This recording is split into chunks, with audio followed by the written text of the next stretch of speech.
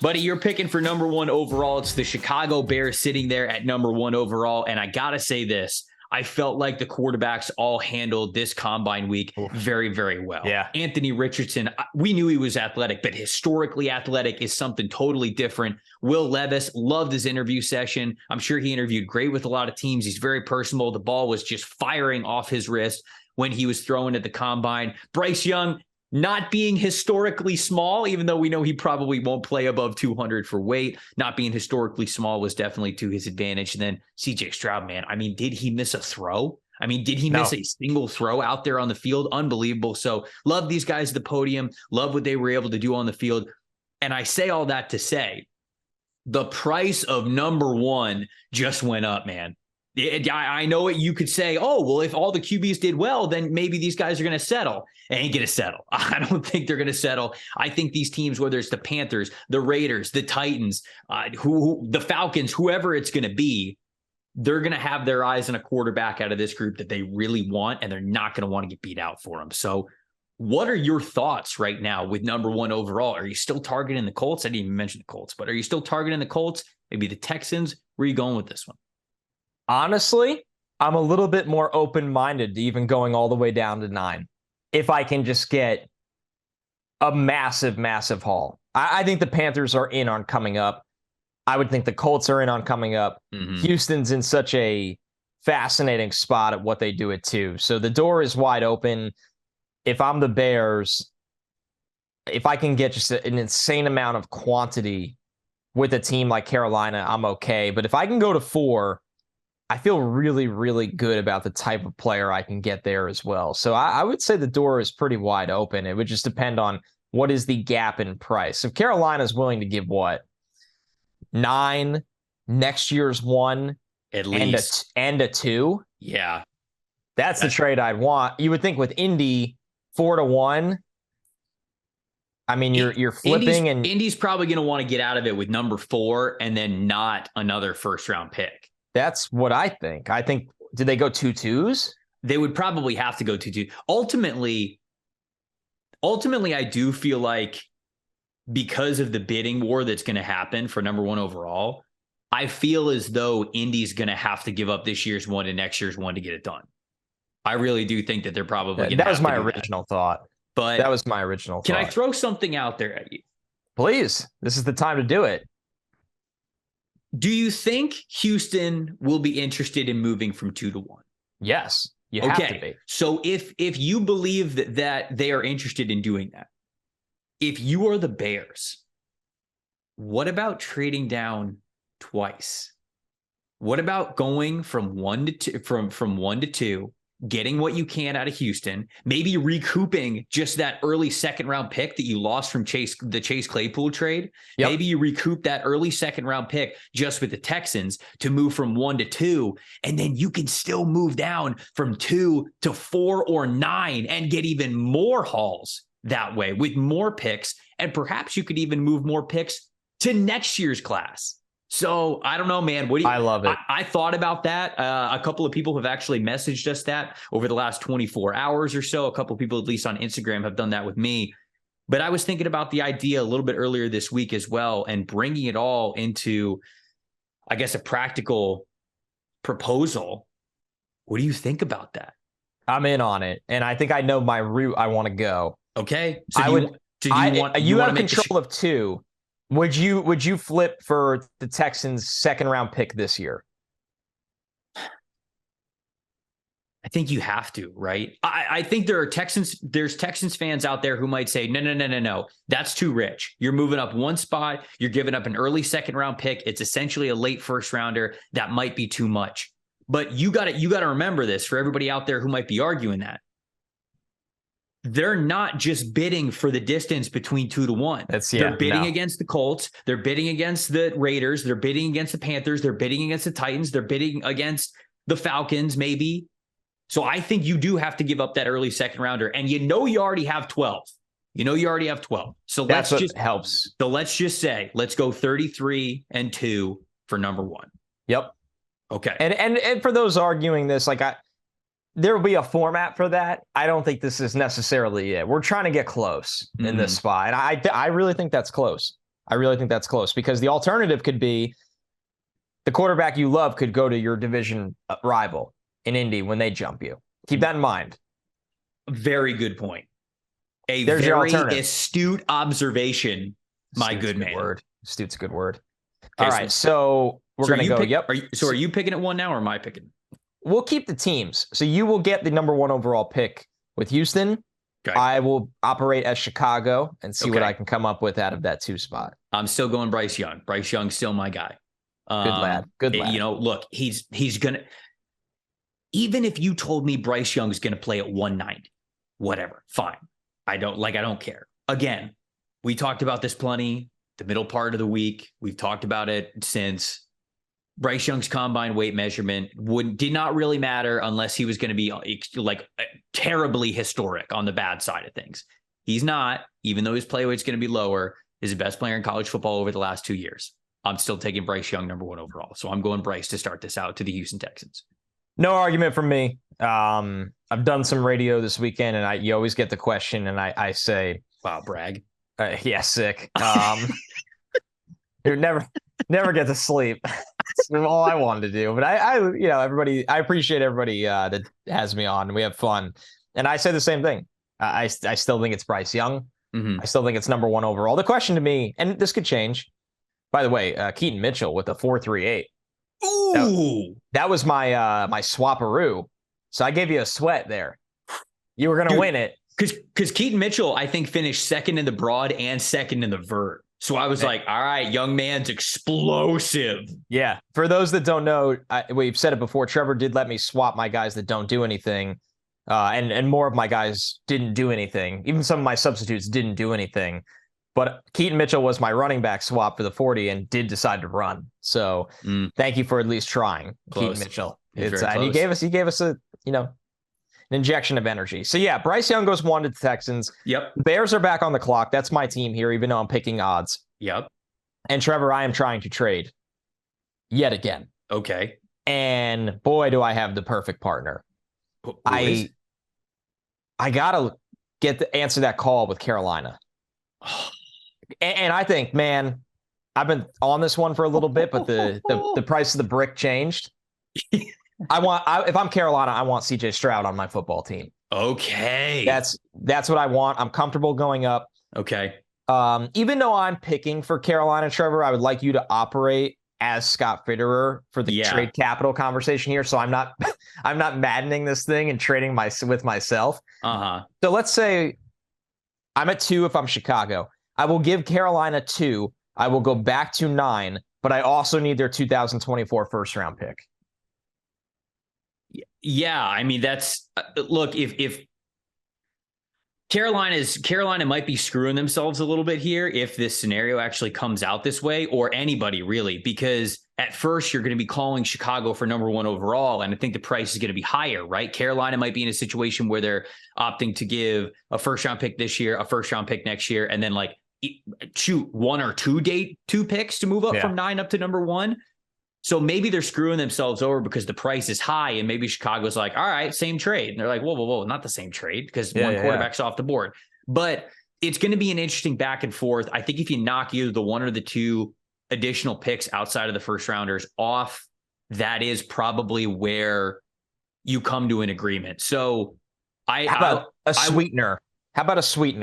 So since it's the flip of 2 to 9 if I'm Chicago, but I'm getting the 2024 first rounder, I think Carolina is in position to win that division. Chicago is not even close in my eyes. I will send back pick 134 that once belonged to the Chiefs. So Carolina gets 2 and 134. Chicago gets 9 and next year's first. I know it's not crazy, but it's still a pick in the top 150 that could be a contributor this year. My only counter to that would be this. The Rams valued Brian Burns at 2 first-round picks. So why don't we just send Brian Burns over to the Chicago Bears and we'll just call it even? Done. Oh, my God. It'll never get old. No, okay. So I think that's good. 9 and next year's first for number 2 and 134 this year. Yep. I like it. Okay. I like it. Okay, we are going to force that trade. Force the trade. Although the simulator told me very likely to be accepted with a full green bar.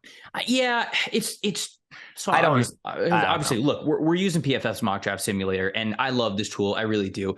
Trade values are so difficult to quantify, especially like year to year. I would say it's just so different every year. The situation, the context means so much. So I think that we are ballparking this in the right area. You've got the Carolina Panthers then at number 2, and you're taking CJ Stroud. I'm taking CJ Stroud.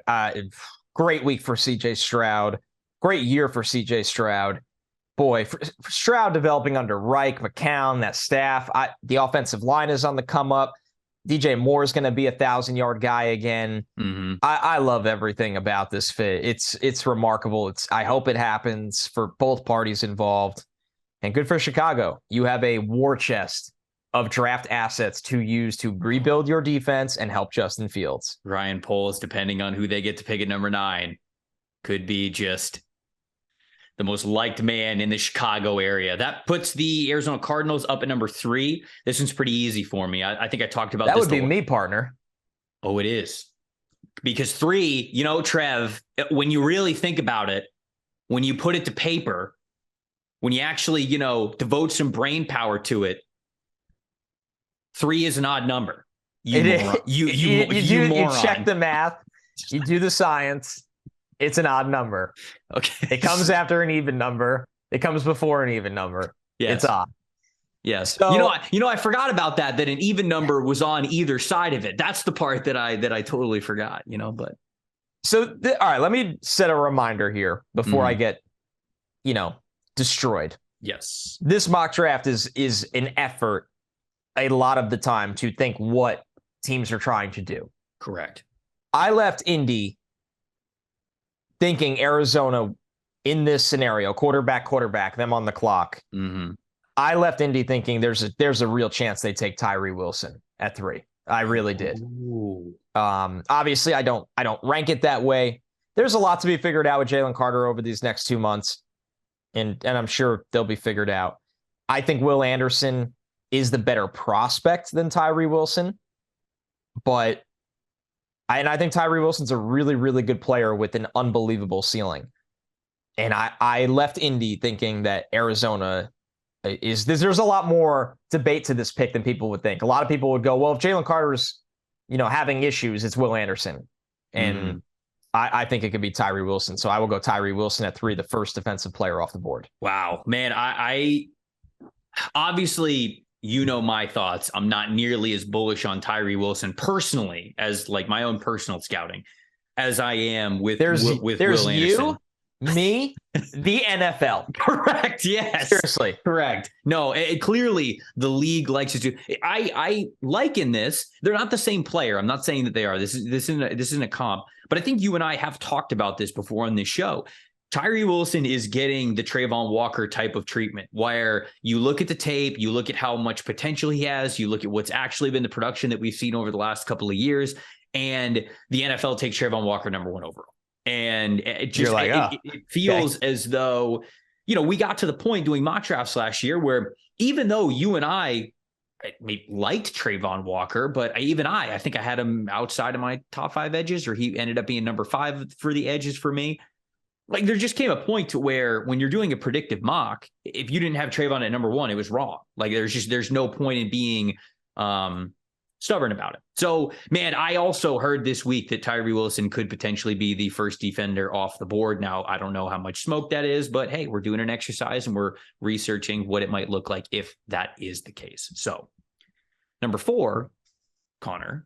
You're on the clock, I promise. Okay, thank you. Yes. I wanted to double check with you there. Our guy is still here. I think I know where you're going, but there's a funny aspect to this. Our guy is still here for months now. We have been a year. We have been declaring that Will Levis is a Colt. He's on the board, and I'm not picking him. I had a feeling. I'm picking Anthony Richardson. I'm picking Anthony Richardson. Can't argue. I understand people out there might be screaming at the car. at their AirPods, at their computer speakers, wherever you guys are listening to this show. And they might say, what are you doing? We didn't learn anything from the combine. We already knew that Anthony Richardson was going to be athletic. I do think it's different. I think it's different when all 32 NFL GMs and head coaches watch this guy in person, stand next to this guy in person, interview this guy in person. And I think that makes it a lot harder to not try to take a chance on him. So for the Colts, they are, you have mentioned so many times, time and time again, Ballard's a traits guy. A lot of the quarterbacks that he has tried to go after have been these big time traits guy. I think that's where he's going to look again in this draft. And if you are comparing Will Levis's traits versus Anthony Richardson's traits, Richardson has him beat out for as great of an arm as Levis has. Sure. And if you look at both of these quarterbacks, accuracy and decision-making concerns are both there for them. You are going to have to improve both of these guys and their consistency. So if you're going to do that with the one that might have the higher overall ceiling, one of the highest ceilings we have ever seen at the quarterback position. So I'm going to go with Richardson here at number 4. Hard to disagree for me. There's no perfect comp playing right now in the league for Anthony Richardson. I know guys that have played, people look at Cam. I saw some Dante Culpepper. It's a tough player to come up with. But if you're looking for somebody in the league that you think, okay, that could be the best of Anthony Richardson, I think it's Josh Allen. Yes. And they're not the same, but right? Like that's even the weaknesses. Like Josh Allen's a great player. He still makes mistakes. He's still reckless. Led the league in turnover-worthy plays this year. Led the league. Yeah. He's reckless, where a lot of times that works out amazing for him. And sometimes it doesn't. And I think Richardson could be that kind of player. Ballard loved Josh Allen that year. But when everybody didn't love Josh Allen. Mm-hmm. Ballard it goes back to the process of traits and development and ceiling out of that position. So 5 is the Seahawks in a situation that I really think this can happen. The Seahawks are sitting here at 5. They haven't moved. They're picking because of the Russell Wilson trade in this spot. And Jalen Carter and Will Anderson are staring them in the face. How many mocks have we done where neither of them were on the board? I would say every single one. Yeah, at least 95% of the mock drafts that we've done, neither of them have been on the board. And here we are. The Jalen Carter news comes out last week. Who knows how that's going to affect his stock? You end up taking Tyree Wilson over Will Anderson, but man, you saying it out loud like that has me shook. So what are you doing? It's Jalen Carter, and they are a franchise that has no fear of taking guys with question marks because they are talented. And this is how Pete Carroll and John Schneider have operated. They've done it for a long time, and they have a need, an interior defensive line. They do. They have. If you look at their pass rush stable, it's been overblown about them. They need help there. But what is Boye Mafe going to look like in year 2, right? They had guys take steps this year. So I go with Jalen Carter and go, your defensive line just changed entirely. The whole thing just changed entirely. So Seattle, they're willing to take that risk, and it could pay off with a unique player that's an all-pro. Man, there's a way that I could make this next selection that makes the next 2 selections very easy. Yeah. I could pick Christian Gonzalez here at number 6, who I think Christian Gonzalez is going to be CB1 off the board this year. And the Lions are in on the top of the corner market. All I heard all week was the top of the corner market for teams right now is Gonzalez. Mm-hmm. Depending who you ask, Witherspoon, Porter, and then Banks, Cam Smith, they're really good, man. All those guys. But Gonzalez, then there's teams that just love the flavor of Witherspoon, that brash, sticky guy. Right. And Porter Jr. is in there somewhere. Yeah. So I just wanted to get that in there for the Lions. Lions have a major corner need. And again, if I go Christian Gonzalez here, not to make the pick for you, but I would assume the next 2 picks after this would be Will Levis to the Raiders. It's easy. And then Will Anderson to the Falcons at 8. Will Anderson lasting until number 8 to the Falcons seems insane. Yeah, I don't love that. but things happen. But ultimately,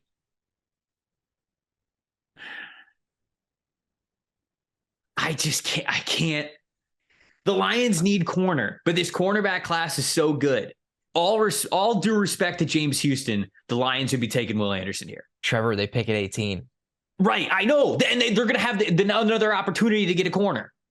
A good one. So as much as Christian Gonzalez would make for an easy mock draft over the next couple of picks, if Will Anderson's there at 6, the Lions are picking Will Anderson.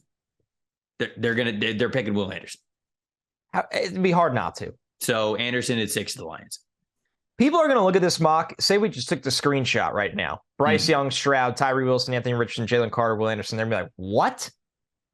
I think things have changed a lot because of the quarterbacks. Yes, indeed. This is fun. We haven't had this path yet. I know. Now, seven's actually a lot harder than you would think. I am going to go Levis. I will be honest. Okay. The Raiders are a team that have done a ton of work into Devin Witherspoon. A ton. The Raiders understand that they are a borderline piss poor defense on the back end. And they need that attitude. They need a difference maker. Max Crosby, amazing player. They have some talent up there, but they need a leader in the secondary. And I know that I think they view Witherspoon that way, but they need a franchise quarterback. And if Levis fell to 7, they didn't have to move to get him. I do think that's the route they can go. We've heard everything out there with the Raiders, from Jimmy G to Mac Jones to all these different things. Until the pro market passes us by, this is going to be a popular destination for Will Levis, and rightly so. No, I agree. The Jimmy G stuff obviously is what we've heard a lot of lately. But even if you sign Jimmy G, what are they signing Jimmy G to? A 2-year deal? You know, and he plays 7 games this year. Well, all right. Honestly. Well, I hear you. I hear you though. We certainly we're not wishing Murphy's the guy Law gets hurt, but like, guy's been hurt. Guy's been banged up. Just kind of is what it is. So like, even if they sign Jimmy G, drafting Will Levis would actually make that an advantageous situation, because then he could sit. That's good building of a quarterback room is what that is. So you're taking Levis at 7, Falcons at 8. Again, if Will Anderson would have been left on the board, he'd be a target for him. I think it's just insane, even with the quarterback frenzy at the top, to think that Anderson would last until 8. Crazy things happen in the NFL draft all the time, but that just shouldn't be. So had to have him go at number 6. 8. Early on in the week, of course, we put out a YouTube short that you guys can see. I was trying to maybe read between the lines a little bit with Terry Fontenot saying how much he loved nickel corners, how much he loved guys from Georgia. And Brian Branch, a guy from Georgia who plays nickel very, very well. I don't think Brian Branch tested enough to where it really tempts you to take him at number 8. Still a phenomenal football player. I don't want to take that away from him, but I feel like this is Christian Gonzalez, right? I feel like this is the area in which Christian Gonzalez would be on one side, AJ Terrell's on the other. You've got an incredible cornerback duo, and there's just not, maybe Lucas Van Ness, but there's not really a pass rusher that tempts me here more than them getting Christian Gonzalez. So yeah, I think that's where I would go. Maybe you spend a little bit of extra money in free agency, try to attack some veteran pass rushers that might be hitting the market in free agency, and then you spend that number 8 pick on something in the secondary. So I'm gonna go Christian Gonzalez at 8.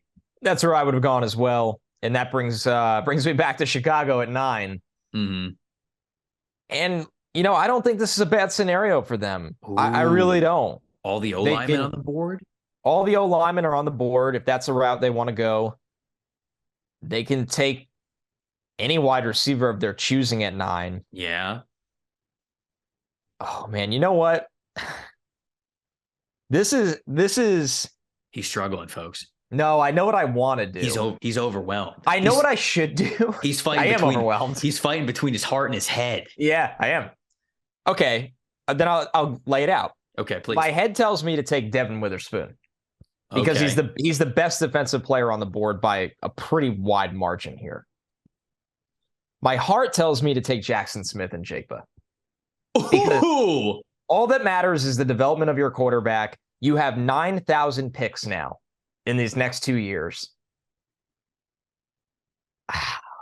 I will say they did go corner safety in the second round last year.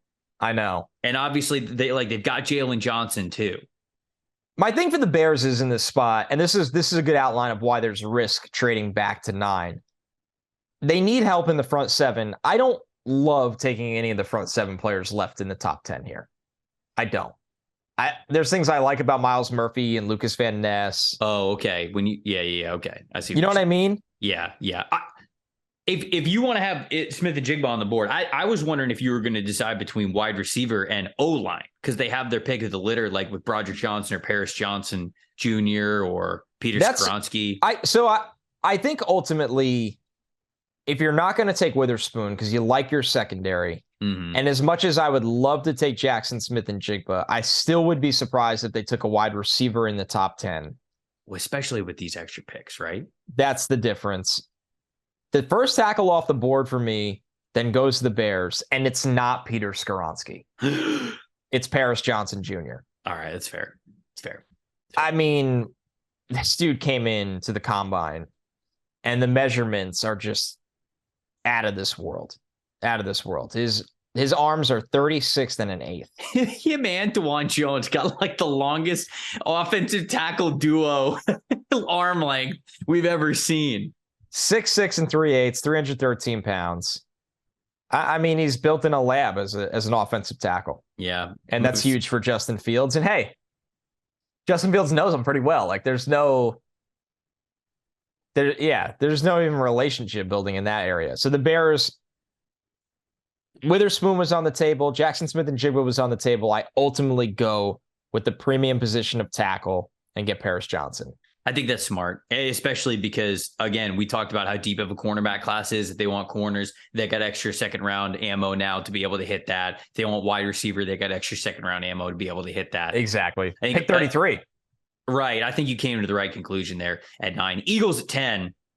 Couldn't sprint this bad boy in any faster. Oh, man. Yeah, Devon Witherspoon sitting here at number 10. And he often is in mock draft scenarios, right? Sometimes this is always kind of it. Yeah. Go to number 6 with the Lions. Sometimes he goes to number 8 with the Falcons. But if he is there at number 10, he feels like their guy. If they let James Bradberry walk, certainly this is a pre-free agency mock draft. If they let James Bradberry walk, you got Darius Slay on one side, Devon Witherspoon on the other. I mean, if Devon Witherspoon is your CB2, you got a hell of a CB duo, whoever you are, no matter what team. So I'm going to go with Witherspoon here at number 10. The Eagles aren't afraid of drafting those shorter cornerbacks. They're letting those feisty, really talented shorter corners play. And so it just feels like it's the perfect spot for him. So Witherspoon at 10 to the Eagles. That was pretty easy.